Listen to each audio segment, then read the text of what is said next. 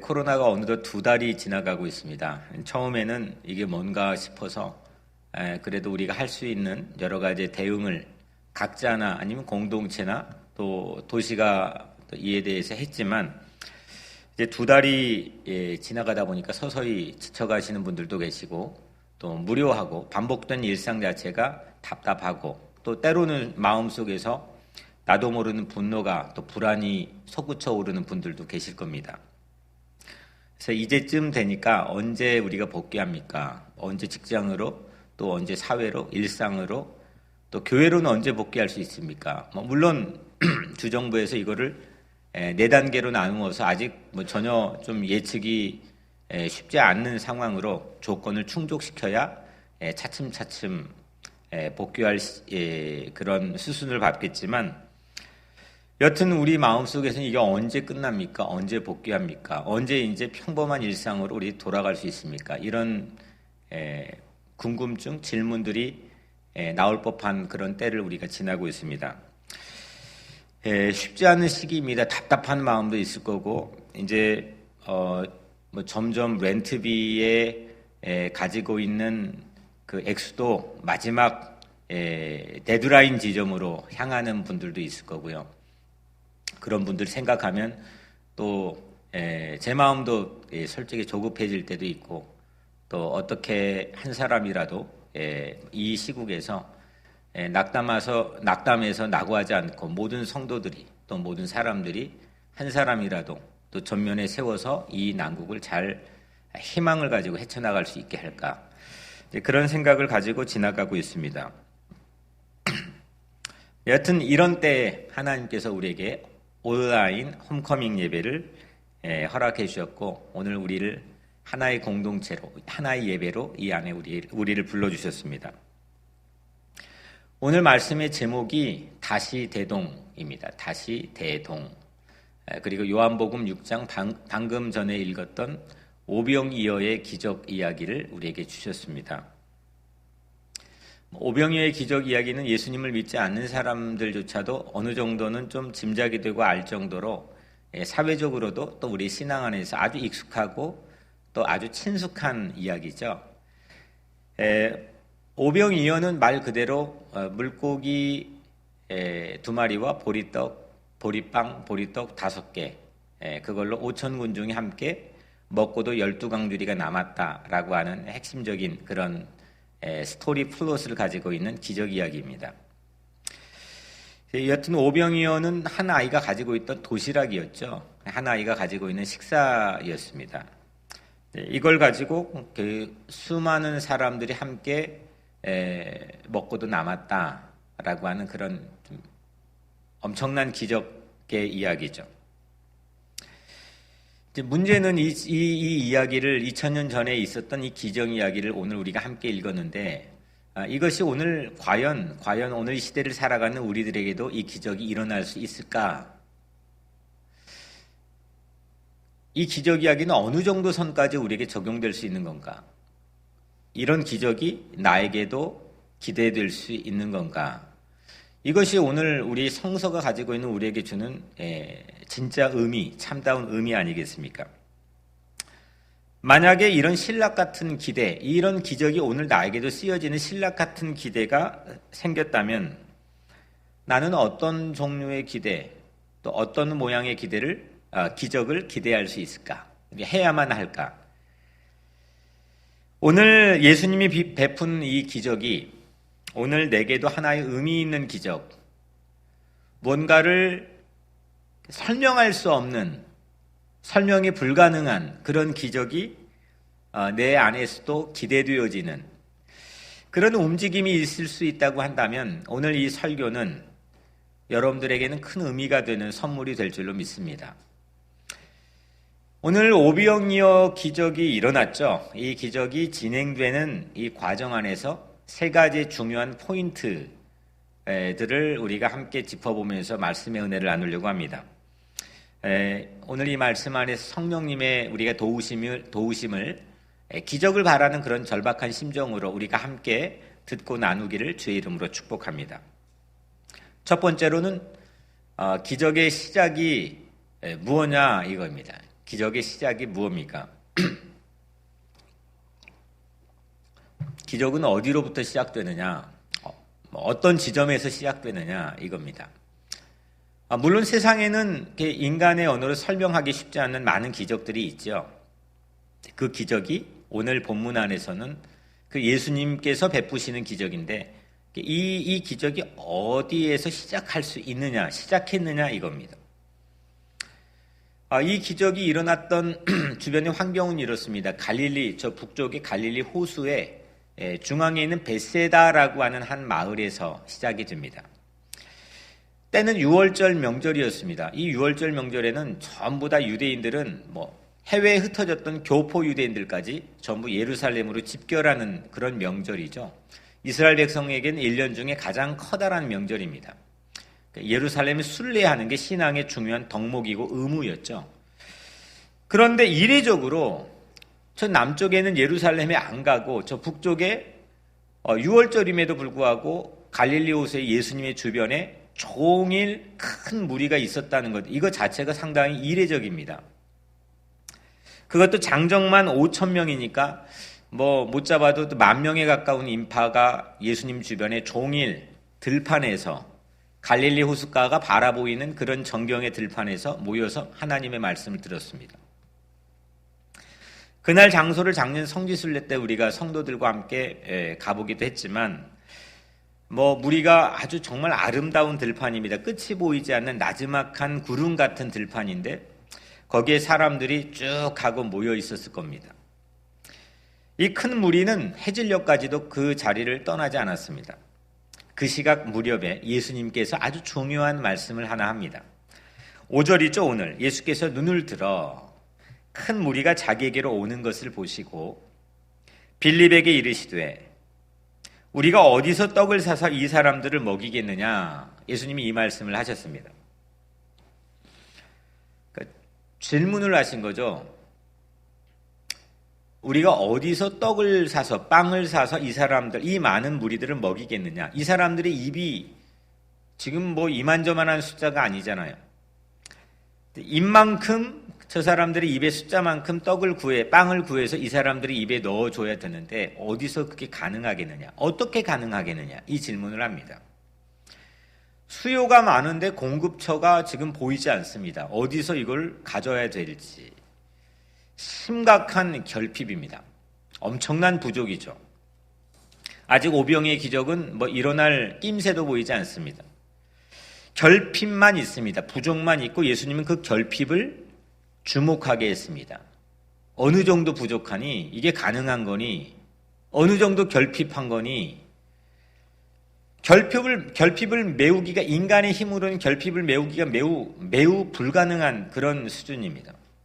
그런데 그 결핍이 기적을 시작하게 합니다. 오늘 첫 번째 기적은 어디서 시작하느냐? 예수님의 다른 기적들, 성경에 나온 다른 기적들도 마찬가지지만 오늘 특별히 이 본문 안에서 이 기적은 어디에서 시작하느냐? 결핍으로부터 시작한다는 겁니다. 이 예수님의 질문, 우리가 어디서 떡을 사서 이 사람들을 먹이겠느냐라고 하는 이 질문이 우리에게 던져져야 됩니다.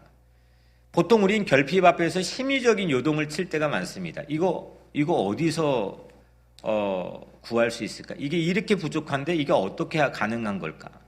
그 불안이나 두려움을 가지고 그 결핍이라는 것 앞에서 심리적이고 감정적인 동요를 하기가 쉽습니다. 대부분이 그렇습니다. 그런데 예수님께서는 그 먹이는 것, 자객에 오는 목자 없는 양처럼 민망히 여겨진 많은 무리들을 먹이는 것을 포기하지 않았습니다. 사람들이 입이 많은데도 어디서 구입할 건지를 물었습니다. 결핍이 기적의 시작입니다. 여러분들 부족한 게 없으면 기적이 일어나지 않습니다. 풍족하고 풍요하고 넘쳐난다면 기적이 일어나도 그걸 기적으로 받아들이지도 않습니다. 기적에 대한 기대가 일어나지 않죠. 우리는 부족한 게 참 많습니다. 조금만 들여다보면 좀 냉철하게 내 삶을, 내 주변을 관찰해보면 부족한 게 참 많습니다. 또 부족한 게 많은 사람들이 우리 주변에 많이 있습니다. 그 부족한 것이 발견되고 관찰되는 곳에서 우리는 예수님을 바라보게 됩니다. 절박할 때, 결핍이 있을 때 우리는 예수님을 붙들게 되고 우리가 연약할 때 예수님께 기도하게 됩니다. 예수님께서는 우리를 그 결핍의 장소 한복판으로 인도하시죠. 의도적으로 우리를 골탕 먹이기 위해서 결핍을 제공해 주시는 게 아니라 우리가 그 안에서 하나님이 제공해 주시는 기적을 붙들고 기대하게 하기 위해서, 그걸 체험하게 하기 위해서, 그로 인해서 궁극적으로 예수님을 붙들고 예수님을 바라보게 하기 위해서 우리를 결핍의 한 장소로 이동하게 합니다. 저는 오병이어의 혜택을, 오늘 이 본문의 오병이어 이야기에서 혜택을 본 적이 있습니다. 아주 큰 무지막대한 그런 혜택을 본 적이 있습니다. 저와 아내가 결혼하기 전 연애할 때부터 꾸었던 꿈이 있습니다. 유학 가는 꿈을 꿨습니다. 우리가 언젠가는 유학을 가서 꼭 공부해서 하나님 나라를 위해서 귀하게 헌신하는 삶을 살아야 되겠다, 그런 꿈을 꿨습니다. 그때 당시에 한 20 몇만 원 한 달 사례비를 받던 때였습니다. 뭐 학비도 내야 되고 생활도 해야 되고 이건 뭐 턱도 없는 액수이긴 했지만 거기에서 정말 조금씩 뭐 몇천 원 또 뭐 얼만큼 떼어가지고 저희가 유학 자금을 모아가기 시작했습니다. 저희에게는 꿈이었죠. 결혼하고 나서 부목사로 있던 시절에 난생 처음, 제게는 인생 처음으로 500만 원이라는 통장이 생겼습니다. 제 인생에 그렇게 많은 돈을 가져본 적이 없었습니다. 이때다 싶었습니다. 이때다 싶고 담임 목사님, 제가 섬기는 담임 목사님에게 유학 계획을 말씀드렸습니다. 그리고 사임을 발표했습니다. 이제 3개월 후면 제가 이제 유학을 가겠습니다 하고 교회 앞에 말씀을 드렸습니다. 그런데 며칠 후에, 그렇게 말씀드리고 난 다음 며칠 후에 교회, 제가 섬기고 있던 교회에 아주 허름한 여자 선교사님께서 찾아와 부탁 한 가지를 했습니다. 이 교회 여선교회 임원들을 좀 만나게 해달라는 부탁을 했습니다. 저는 그 모임에서 멀찍이 떨어져서 만나게 해드리고 멀찍이 떨어져서 듣고 있는데 한마디가 제 귀에 솔깃하게 들어왔습니다. 그분은 인도 선교사님인데, 인도는 카스트 제도, 계급 제도가 있잖아요. 4개의 계급 제도가 있는데 이 4개의 계급 제도 안에도 못 들어가는 또 다른 계층이 있는데, 가장 이건 사람 취급을 받지 못하는 달릿이라고 하는 계층이 있습니다. 이 사람들을 영어로는 untouchable이라고 부릅니다. 만지면 터치하면 나도 더러워지는, 사람 같지 않아지는, 사람 취급을 받지 못하는 그냥 아주 밑바닥 사람들입니다. 이 선교사님은 인도의 이 달릿이라고 하는 분들을 섬기는, 그런 봉사하는 선교사님이었습니다. 그분이 하는 말이 제 귀에 확 하고 꽂혔던 말이 뭐냐면, 달릿을 위해서, 그 사람들을 위해서 교회 건물을 지어줄 수 있는데, 건축을 해줄 수 있는데 500만 원이면 건물을 건축해 줄 수 있다라고 하는 그 말이었습니다. 순간 저도 모르게 눈앞에 저울 같은 게 탁 하고 보여졌습니다. 뭐 이렇게 보였다기보단 그냥 딱 놓였던 것 같습니다. 그리고 그 저울 한복판에, 저울추에 500만 원째 통장이 딱 있고 양쪽에 달릿과 유학이 딱 하고 놓여졌습니다. 어디로 기울어졌을까요? 하필 이 달릿들을 위해 교회를 건축하는 거기로 뭐 확연하게 기울어지는 그 저울이 제 눈앞에 놓였습니다. 저는 500만 원 통장을 또 제 아내에게 부탁을 해서 가져오게 해서 그 자리에서 전부를 드렸습니다. 문제는 여기부터 시작이 됩니다. 제가 3개월 후에 이제 분명히 영국에 유학을 가겠다고 이제 사임을 발표를 했고, 또 이제 그렇게 성도들은 다 알고 있는데 저는 비행기 표값조차도 구입하지 못했습니다. 그게 없는 거죠. 아무것도 진척을 시킬 그런 미천이 다 떨어져 버렸습니다. 결핍 정도가 아니라 이 결핍의 바닥을 그 순간 봤는데, 너무 이게 사람이 이거 어떻게 해야 되나 싶을 정도로 절박해졌습니다. 그리고 저희는 기도했습니다. 이거 어떻게 풀어야 되나. 그때 하나님께서 주신 생각 하나가 오늘 본문 이야기입니다. 오병이어의 스토리입니다. 이 이야기를 제 이야기로 만들어서 몇 날 며칠 기도하면서 제 이야기로 썼습니다. 그리고 코팅 카드를 하나 만들었습니다. 제가 한 장 남은 카드, 이게 저희 집 냉장고에 붙어있는 이 카드를 가져왔는데 앞뒤로 뒷면은 기도 제목을 썼습니다. 4가지의 기도 제목을 쓰고 그리고 여기 비전을 쓰고 또 아래에는 계좌 번호를 적었습니다. 돈 달라는 거죠. 그리고 카드에 담긴 제 이야기로 성경 이야기를 편집한 거죠. 제 이야기로 편집을 해가지고 써놓았습니다. 잠깐 읽어드리면 이런 겁니다. 너무도 초라한 도시락이 한 아이의 작은 손에 놓여 있습니다. 초라한 도시락이 장차 십자가에 못 박힐 주님의 손 위에 올려졌습니다. 이윽고 주님의 손 위에 올려진 도시락이 나누어지기 시작했습니다. 이제 오병이어가 5,000군중의 손에 올려지기 시작했습니다. 오병이어는 12광주리 안에도 가득 차기 시작했습니다. 오병이어는 사복음서 안에 벅찬 감동으로 오늘까지 전해지고 있습니다. 저희는 보잘것없는 오병이어입니다. 그러나 주님 손에 옮겨지기를 소망합니다. 희망 없는 이들에게 희망이 되고 싶고 언젠가 당신에게도 큰 기쁨이 되는 저희가 될 것을 확신합니다. 이렇게 이제 이런 내용들을 담았습니다. 그러니까 오병이어의 이 물질, 머티리얼의 이동 경로를 이 안에 담은 거죠.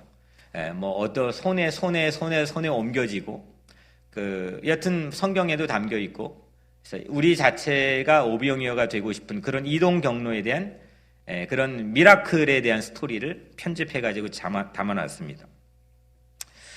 이걸 가지고 정말 이게 당장 멈춰도 전혀 아무 말도 못하는 진짜 낡은 봉고차, 한국은 봉고차라고 하죠. 봉고차를 운전해서 목포에서 서울까지 한 달 동안 운전해서 다녔습니다.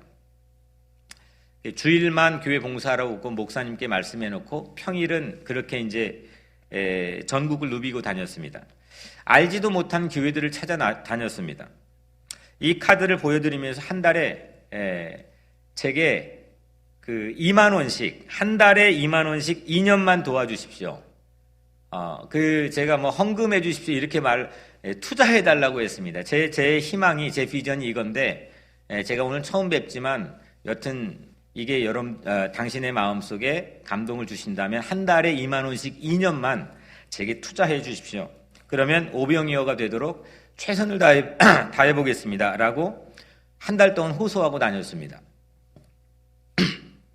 산골로 바다로 하여튼 도시로 구석구석 찾아다녔습니다. 거의 대부분이 모르는 교회였습니다.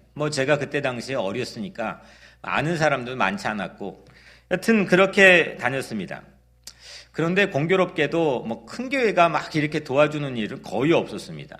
물론 많은 분들이 찾아오기도 했겠지만 시골에 가면 산중턱에 있는 할아버지 목사가 쌈짓돈 꺼내가지고 도와주시고 이런 작은 교회들이 십시일반으로 도움을 또 제게 주셨습니다. 그렇게 한 달 동안 모은 돈이 그래도 그때 저희가 세 가족, 지금 첫째 아이가 2살 때였는데 세 가족이 영국행 비행기표를 끊을 수 있었고 또 비자를 위해서 6개월 어학연수 비용을 미리 지불할 수 있었고 3개월 렌트비를 미리 보낼 수가 있었습니다. 이게 이제 이루어진 거죠. 그리고 20년 전, 그러니까 2000년 1월 28일 날 당시 김포공항에서 영국행 비행기를 타기 직전 한화를 파운드로 환전을 하는데 그때 환전하기 직전에 제 손에 들려진 저희의 전 재산, 영국에 들어갈 때 저희의 전 재산이 26만 원이었습니다. IMF 끝물이었습니다. 돈 있는 사람들도 이게 갔다가 전부 다 싸들고 들어올 때였습니다. 근데 이게 상황을 몰랐으니까 아마 그렇게 하지 않았을까 싶기도 한데 26만 원 가지고 그것도 세계 가장 물가가 비싸다고 하는 영국으로 들어갔습니다. 영국에서 5년을 유학했습니다. 그렇게 세월이 흘렀습니다. 그리고 플로리다의 한 교회에서 청빙을 받았습니다. 영국을 떠나기 직전에, 미국으로 오기 전이었죠. 직전에 아내랑 처음으로 영국에서 5년 동안 우리가 얼마 동안 여기에서 돈을 사용했을까? 처음으로 계산이라는 거를 저희가 5년 만에 했습니다. 돈을 세어본 거죠. 세어보니까 뭐 학비 미국의 무조건 2배입니다. 햄버거 값 무조건 2배입니다. 뭐 식비, 집값, 그때 이제 처음 들어갈 때 하나였던 아들이 4명이 되었으니까 자녀 뭐 양육, 또 교회 개척까지 했습니다. 교회 개척해서 매주 뭐 이게 밥을 먹이고, 사람들이 불어나니까 이 사람들 매주 식사도 준비하고, 쌀을 며칠 만에 가마니로 사야 했습니다. 이런 비용들을 다 합했더니 여러분들 이게 믿겨지지 않는 얘기니까 미라클이라고 말하죠. 무려 5억이었습니다. 5천만 원도 아니고 5억이었습니다. 저희 둘은 믿을 수가 없었습니다. 그냥 세어보지 않고 계산하지 않고 5년을 달려왔는데 세어보니까 5억이었습니다. 처음 계산해 봤습니다. 26만 원이 5억이 된 겁니다. 제가 무슨 장사를 해가지고 아무리 장사의 기술이 뛰어난다 한들 5년 만에 26만 원을 5억으로 만들 수 있겠습니까? 물론 공부하며 목회하며 저는 물불 가리지 않고 일했습니다. 새벽까지 일했습니다. 매일 아침마다 공부하고 목회하고 일하면서 코피를 거의 매일 아침 쏟았습니다. 그래서 저는 너무 재미있었습니다. 모든 게 신기했습니다. 행복했습니다.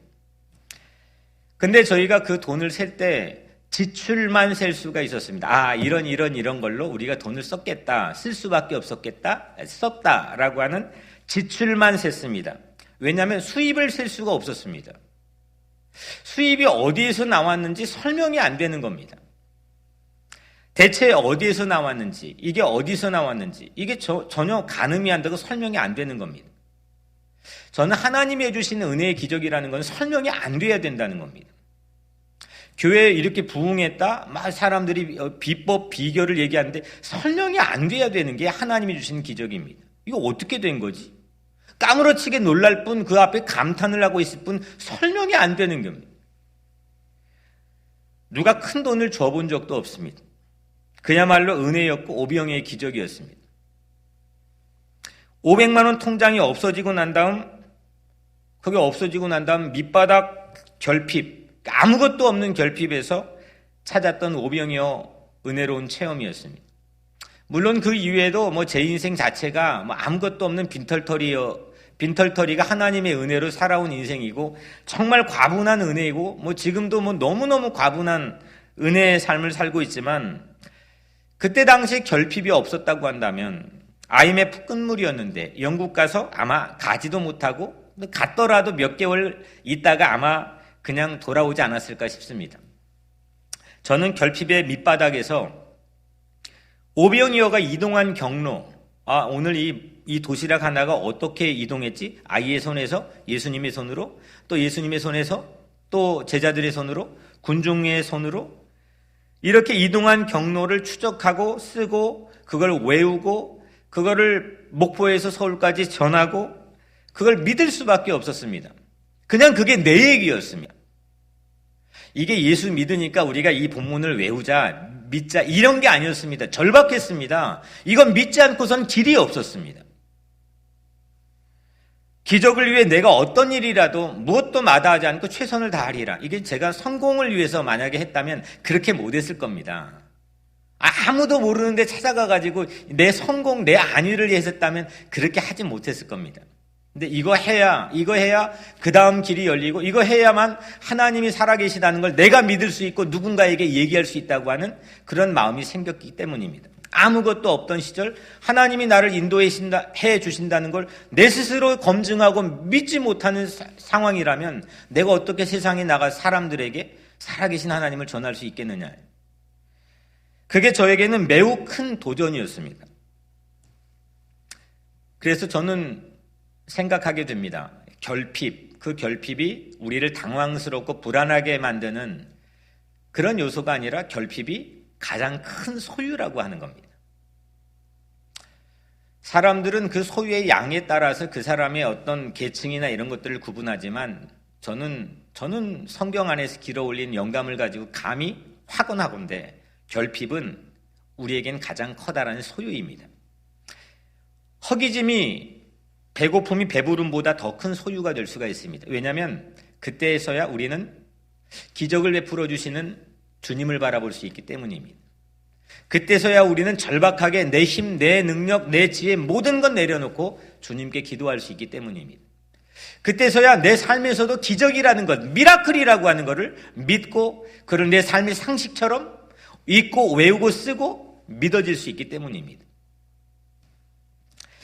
요즘은 모든 게 이게 데이터 입력하면 나옵니다. 구글에다가 그냥 키워드 입력하면 다 나옵니다. 사람들은 그 데이터를 가지고 예측하고 예견하고 살아갑니다. 그래서 일반 사람들, 우리 애들까지도 어느 정도의 데이터를 가지고 사회를 과학적으로 바라볼 수 있는 기회를 얻게 됩니다.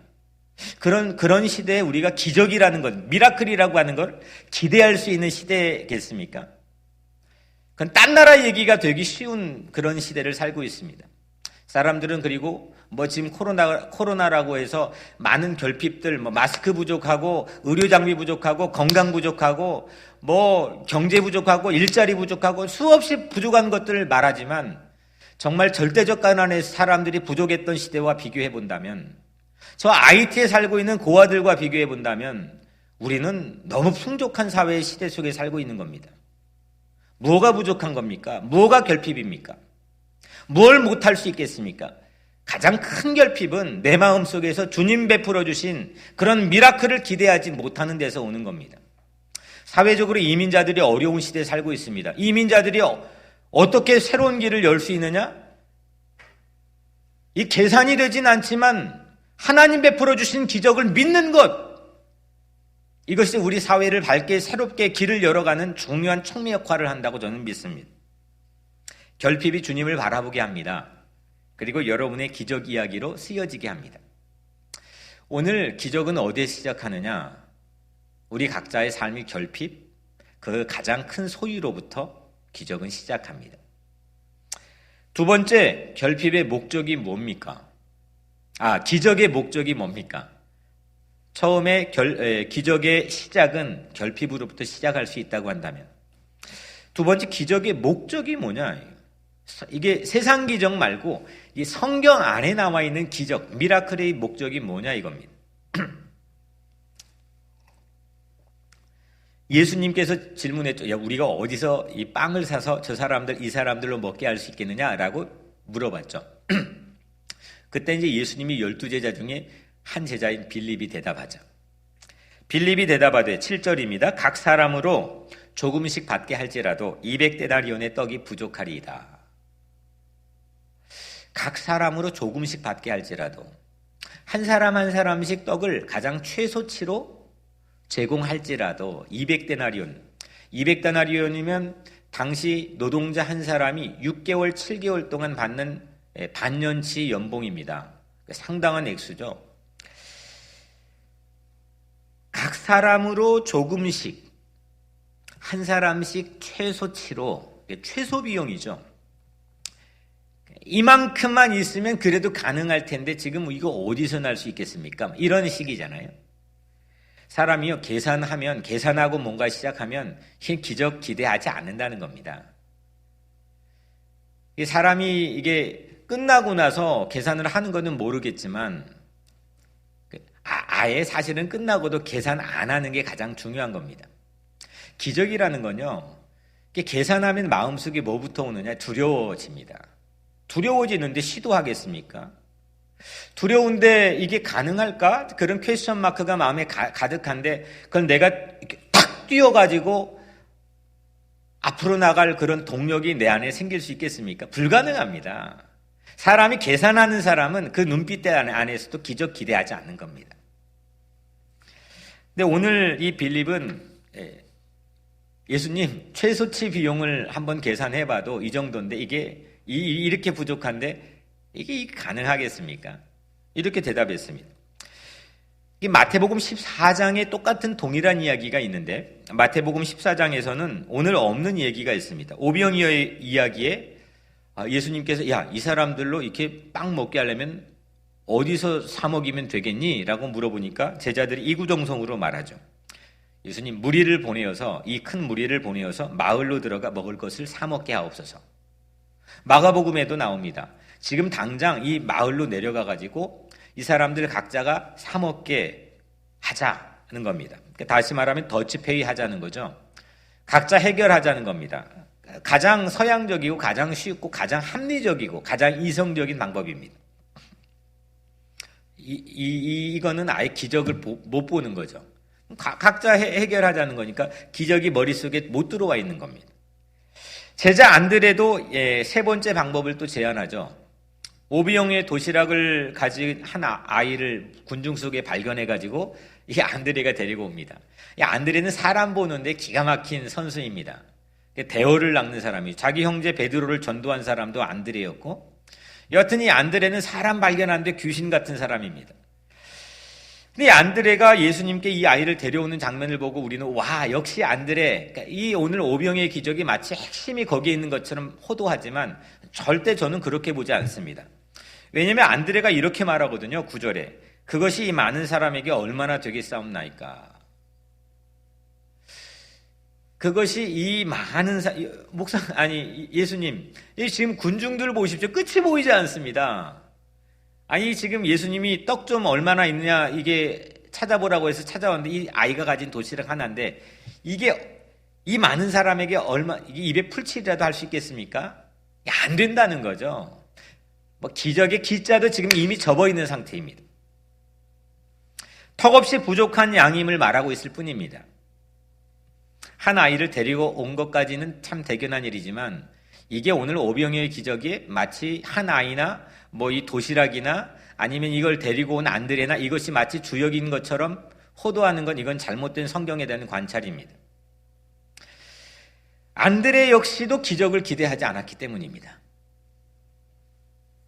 큰 무리 앞에서 모두 다 뭐 지금 최소치 비용 더치페이하자 지금 이게 지금 입에 풀칠이라도 할 수 있겠습니까? 대안이 없습니다. 이때 예수님이 보여준 하나 행동에 제 눈이 대문짝만하게 커졌습니다. 예수님이 어떤 반응을 했느냐? 저 한 번도 이 구절에 주목해 본 적이 없습니다. 오늘 이렇게 제자들이 반응을 하니까 예수님께서 이런 말씀을 하십니다. 첫 번째로 반응을 10절입니다. 이 사람들로 앉게 하라. 이 사람들로 앉게 하라 했습니다. 빌립, 안드레, 다른 대부분의 제자들과 달리 예수님은 큰 무리들에게 앉게 하라 했습니다. 앉게 하라고 하는 게 좀 색다른 모양을 특별하게 갖는다는 것을 이번에 처음 주목하게 되었습니다. 성경에 그 앉게 하라, 여러분들 가진 성경에 대부분 그럴 텐데 이 앉게 하라 그 앞에다가 자그마하게 3이라고 제 성경에 쓰여 있습니다. 아마 대부분의 성경, 한글 성경에는 그렇게 되어 있을 겁니다. 3, 그리고 그 성경의 아래쪽에 보면 거기에 대한 해설이 있죠. 또 3하고 쓰여 있는데 제 성경에는 이렇게 쓰여 있습니다. 아마 동일할 겁니다. 헬은 헬라어죠. 기대어 눕게, 그리고 가로 열고 유대인이 음식 먹을 때에 가지는 자세. 앉게 하라, 이거는 기대어서 거의 누울 정도로, 이거는 유대인들이 음식을 먹을 때 갖는 자세라는 겁니다. 밥 먹을 때 갖는 자세라는 거죠. 그래서 제가 또 원문을 찾아봤습니다. 원문에 아나핍토라고 하는 원문인데 이건 먹을 때 자세입니다. 유대인들이 가지는 매우 독특한 식습관입니다. 그냥 앉는 게 아닙니다. 야, 잔디에 그냥 앉게 하라. 이게 아닙니다. 이건 먹기 위해 서로 기대어 눕다시피, 거의 눕다시피 이렇게 하게 하는 아나핍토라고 하는 걸 예수님께서 주문했습니다. 최후의 만찬 성화를 여러분들 보신 적 있으시죠? 그럼 뭐 다 한 번씩 보신 적이 있을 텐데 거기에 보면 예수님 바로 옆에 누가 있었습니까? 제자 요한이 있었죠. 가장 막둥이였고 예수님 하면은 막 그냥 껌뻑한 그 요한이 예수님 바로 곁에 앉아가지고 어떤 포즈로 있느냐, 품에 거의 안기다시피에 기대어 있는 것, 그게 보이시죠? 이게 최후의 만찬에 있는 사진, 그 그림입니다. 그게 바로 아나핍토입니다. 그러니까 저는 그 성화를 볼 때마다 참 나도 요한이 너무 좋다, 요한처럼 그렇게 하고 싶다라고 하는 그런 소망을 가져본 적이 있는데, 여튼 이 요한, 제자 요한은 예수님에게 아나핍토, 먹기 위해 준비하며 예수님께 기대어 거의 눕다시피 안겨있는 자세입니다. 오늘 10절에 보면 예수께서 이르시되 이 사람들로 앉게 하라, 또 나오죠. 앉게 하라 하시니 그곳에 잔디가 많은지라 사람들이 앉으니, 아나핍토, 앉으니 수가 5,000명쯤 되었더라. 오늘 본문 안에 계속해서 예수님의 반응에 반복되는 말씀이 아나핍토입니다. 그 수가 5,000명에 우리는 화들짝 놀라, 야, 5,000명이 그 오병이어로 여기 이 물질의 이동 경로에 저도 그동안 주목하면서 와, 이게 기적이구나 하고 우리는 주목했지만 예수님의 반응만을 놓고 보면은 오늘 말씀 안에서 이 아나핍토는 매우 중요한 키워드입니다. 여러분들 상상할 수 있겠습니까? 5,000명 넘는 사람들이 아나핍토 서로 기대어 거의 눕다시피 앉는 겁니다. 한번 상상해 볼 수 있겠습니까? 그 들판 끝이 보이지 않는, 정말 제가 갔을 때는 꽃이 피는, 들꽃이 피는 정말 아름다운 들판인데 그 지중해 갈릴리 호수가 연인처럼 보입니다. 거기에 바로 눈앞에 그 들판이 펼쳐져 있는데 거기에 5,000명 이상이 아나핍토 서로 기대어 눕다시피 얽혀가지고 앉아 있는 겁니다. 먹기 위해서 5,000명이 아나핍토했습니다. 오늘 설교 제목이 다시 대동이죠. 대동. 잘 우리가 익숙하게 사용하는 말은 아니지만 클 때자 하나 될 동, 하나 될 동, 같을 동, 이런 의미죠. 크게 합동하는 것, 크게 한 세력이 되는 것, 큰 세상, 이걸 우리가 대동사회, 대동세상 이런 이야기를 하죠. 오늘 5,000군 중이 아나핍토한 모양, 서로 기대어 눕다시피 하도록 서로 먹기 위해 얽혀있는 그 모양이 주님께서는 제게 대동처럼 보이게 해주셨습니다. 먹는데 자기만 먹지 않고 서로 얽혀있는 것, 서로 안겨있는 것처럼 서로 얽혀있는 것, 이것이 바로 오병이어 미라클의 목적입니다. 이거 먹고 전부 다 화장실 가서 또 없어지는 머티리얼입니다. 근데 영원토록 남는 중요한 머티리얼은 그거를 먹는 그 사람들의 모습입니다. 사복음서에 예수님의 기적이 세워봤습니다. 이게 사복음서에 이 기적이라는 게, 예수님 때문에 일어난 기적이라는 게 몇 번 나오나, 몇 번 나올 것 같습니까? 이번에 이 세어보니까 37번이 나옵니다. 근데 37번의 이 엄청난 병 고치고 눈뜨게 하고 막 이런 엄청난 죽은 자 살리고 이런 37번의 기적 중에 딱 한 번, 오늘 본문인 이 오병이어의 기적만 4가지 책인 사복음서에 전부 기록되어 있습니다. 나머지는 마태복음만, 나머지는 마태 마가만, 아니면 요한복음만 이렇게 기록된 기적인데 딱 하나만, 이 오병이어의 기적만 전부 이 사복음서에 다 기록되어 있습니다. 그리고 그 사복음서의 아나핍토, 서로 기대어 눕다시피 앉게 하시는 그 모양, 그 군중들의 모양, 그 대중들의 모양, 이것이 사복음서에 모두에 담겨 있습니다. 그동안 저는 설교도 하고 말씀을 수차례 읽고 특히 이게 저에게는 아주 엄청난 베네핏, 혜택을 기적처럼 줬다고 생각했는데 저는 그동안 이 물질의 이동만 생각하고 그걸 믿고 외우고 쓰고 전하고 했습니다.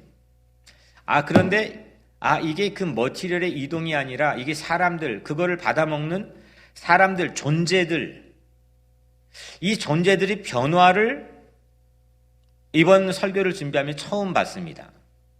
예수님께서 실제로 말씀하시려고 하는 것은 바로 이런 거였구나.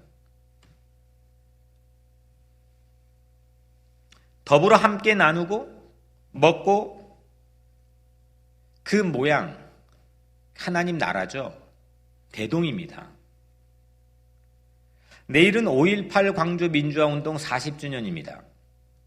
저는 이 5.18 광주 민주화운동은 제게 정말 엄청난 어마어마한 큰 이 영향을 준 사건입니다. 수없는 사람들이 무고하게 죽었습니다.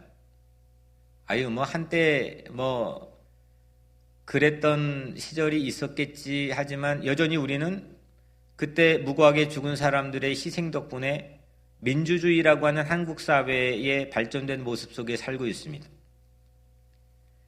제가 플로리다에서 목회할 때 저를 아들처럼 사랑해준 한 백인 목사님이 계셨습니다. 거의 할아버지 목사님, 은퇴하신 목사님인데 이름이 헌틀리 목사님입니다. 저하고 주례도 공동주례로 같이 하고 성찬도 함께하고 그리고 그 댁도 놀러 가고 그리고 늘 아들처럼 사랑해 줬습니다. 그래서 저에게 아버지 같았습니다. 헌틀리 목사님은 저희 지금 속해 있는 우리 교회가 속해 있는 미국 장로교단에서 1960년도에 한국의 광주로 선교사로 파송한 파송 선교사입니다. 그리고 반평생을 한국에서 봉사했습니다. 한국말도 잘합니다. 저희 교회와 설교를 시키면 한국말로 설교했습니다. 1980년 5월 18일 그 현장에 그 헌틀리 목사님은 당시에 계셨습니다. 그리고 고립된 광주를 미국 언론에 처음 알려준 분이었고 죽어간 사람들을 보호해 주었던 용감한 고마운 목사님이었습니다. 작년 그분이 이제 소천을 했습니다. 작년에. 그리고 작년 그분 아내께서 JTBC 뉴스에 나오셔서 인터뷰를 상당한 장시간 동안 하기도 했습니다.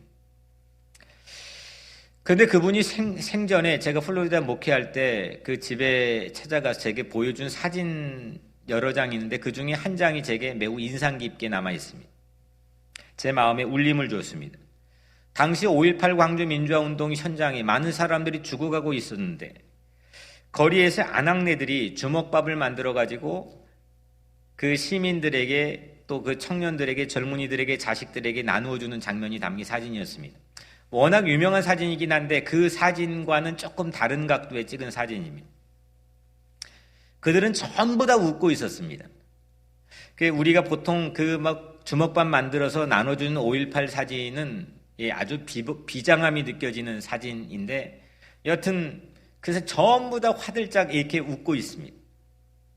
죽음의 공포 속에 서로를 지키고 주먹밥을 나누는 모습, 그 모습이 마치 오늘 설교의 제목인 대동, 크게 하나 되는, 그리고 아나핍토, 서로 기대어 얽혀 마치 누워있는 듯 안겨있는 그런 모습과 같이 느껴졌습니다. 시민에게 총구를 겨누는 한복판, 죽음이 눈앞에 있는 한복판. 저희 선배님도 마지막 도청을 지키다가 죽기도 했는데 여튼 신학생이건 목사건 누구건 수없는 사람들이 희생당했던 그 한복판,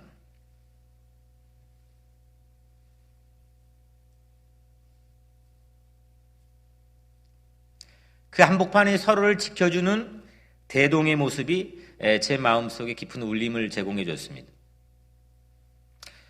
뭐가 기적의 목적일까? 예수님께서는 오병이어의 그 들판에서 기적의 목적을 무엇로 삼으셨을까?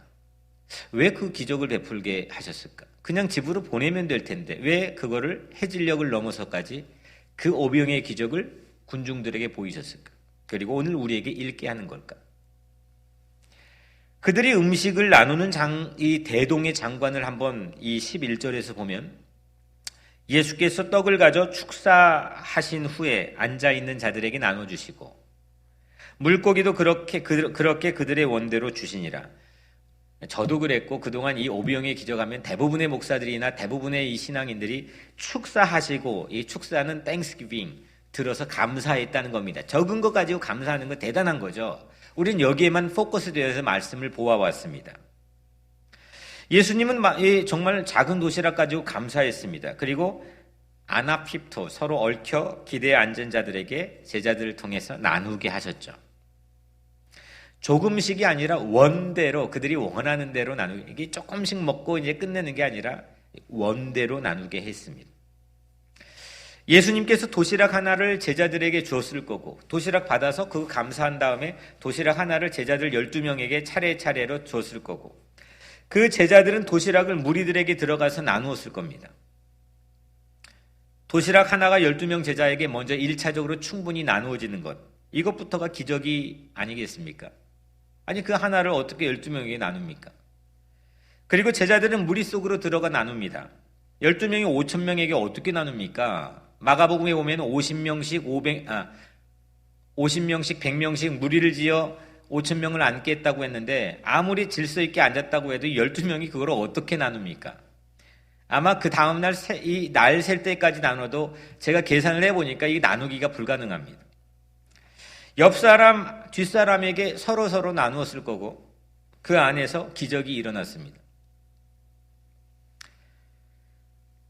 어떤 제자처럼 한 부자의 이게 지금 200데나리온 부족합니다. 이렇게 말하면 한 부자의 기부금 출연을 예수님이 기대하지도 않았고 각자 더치페이 하라고 하지도 않았습니다. 그냥 감사하고 나눴습니다. 그리고 대형을 아나핍토하게 만들었습니다. 앉아있는 대동의 모양을 만들었습니다. 서로 얽혀있게 했습니다. 서로 기대어 안겨있게 했습니다. 그 모양 안에서 기적이 이어졌습니다.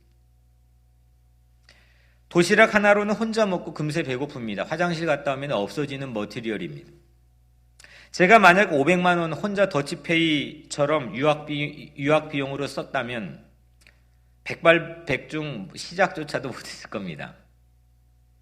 수없는 대동 체험을 지난 20년 동안 해외 생활 속에서 하게 되었는데 그거 없던 거죠, 제 인생에. 지금 여러분과 지금 뉴욕에 같이 있는데 저는 뉴욕에 없을 확률이 99%입니다. 혼자 그 500을 더치페이로 썼다면.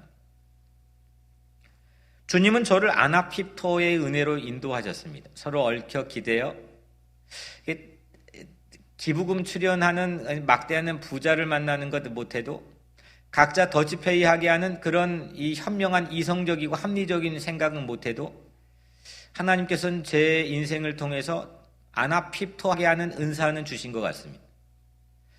뭐 부족하고 연약하고 또 이게 밑바닥 결핍이 투성이인 사람들 함께 모여 있지만 그 사람들이 서로 얽혀 기대어 예수님께 베풀어 주신 이 기적, 미라클을 기대하며 살게 하는 신명난 그런 삶으로 인도하는 그런 은혜를 제게는 맛보게 했고 제게도 은사로 주신 것 같습니다. 목포에서 서울로 간 것 제가 차 끌고 혼자 얼마나 고독했겠습니까? 막막했겠습니까? 근데 뭐가 좋았는지 계속 노래 부르면서 모르는 교회 찾아 들어가서 한 달에 2만 원씩 2년만 마음이 움직이시면 제게 투자해 주십시오 라고 이 카드 들고 말할 수 있었던 것 아나핍토입니다. 뉴욕에 목회한 것도 아나핍토입니다.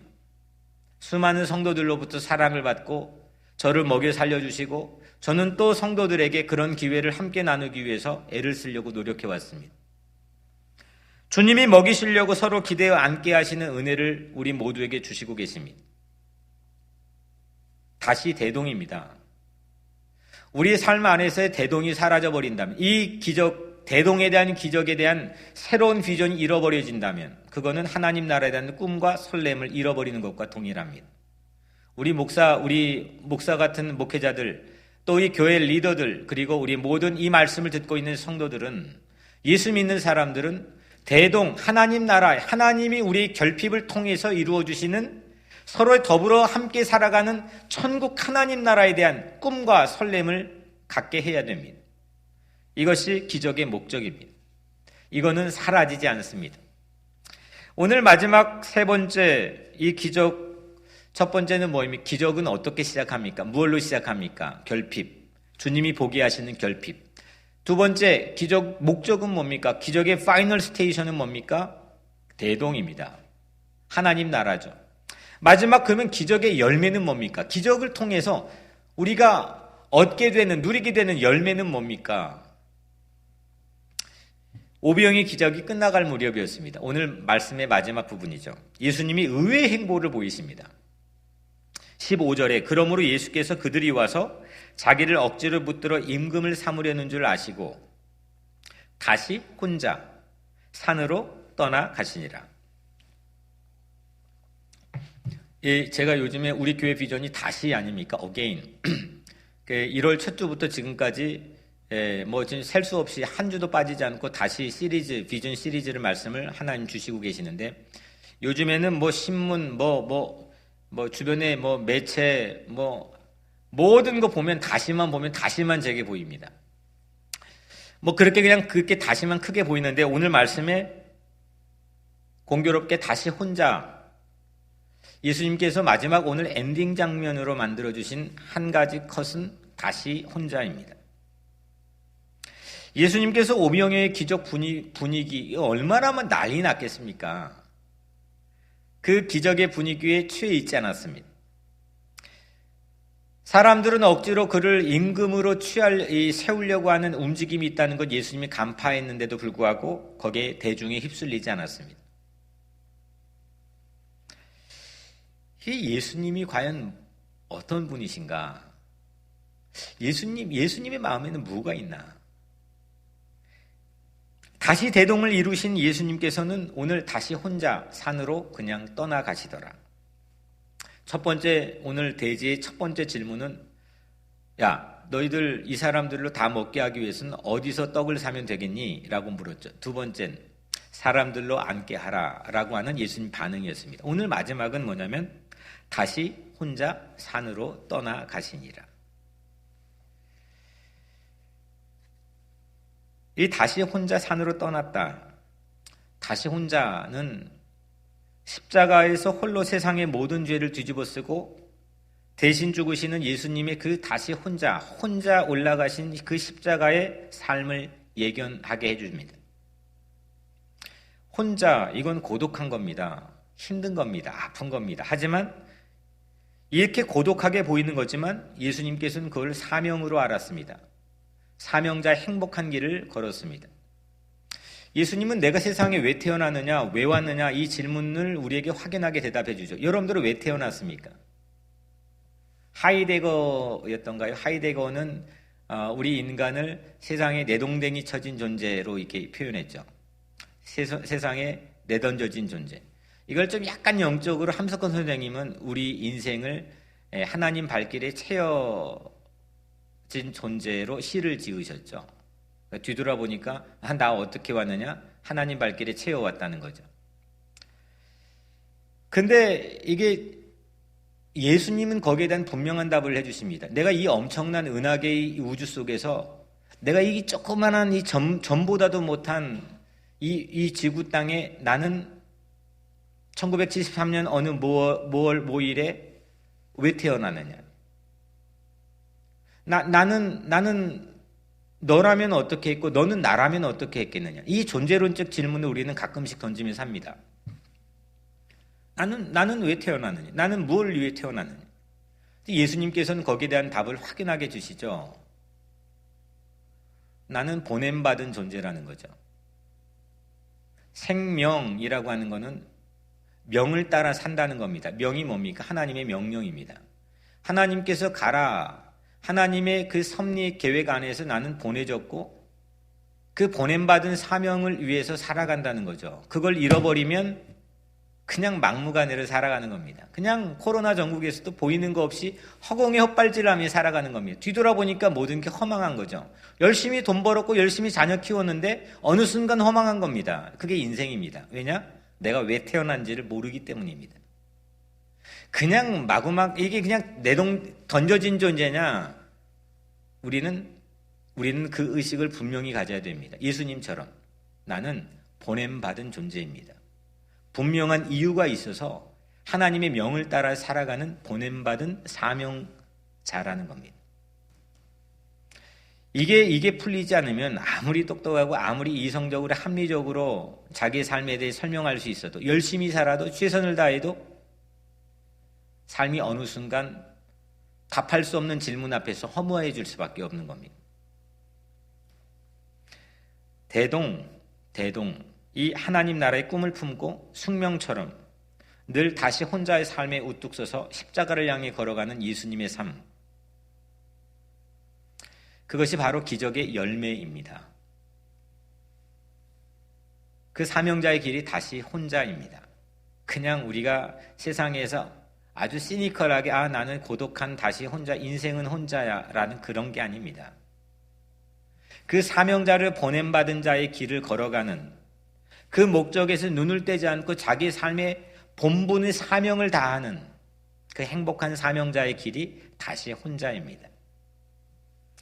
누군가의 노력까지 독차지하고 독점하려고 하는 세상 아닙니까? 아니, 세상 보면 남이 노력한 것까지 자기가 다 한 것처럼 그걸 가로채고 독차지하고 독점하려고 하는 세상 아닙니까? 광주 민주화 운동이 그런 거 아니었습니까? 그런 세상에 악이 활개치고 판을 치는 그런 세상 속에 우리는 살고 있는 거 아니겠습니까? 그런데 예수님께서는, 우리 좋으신 예수님께서는 대동의 기적, 그 엄청난 오병이의 기적에서 어떤 영광도 취하지 않았습니다. 십자가의 죽음을 향해서만 걸었습니다.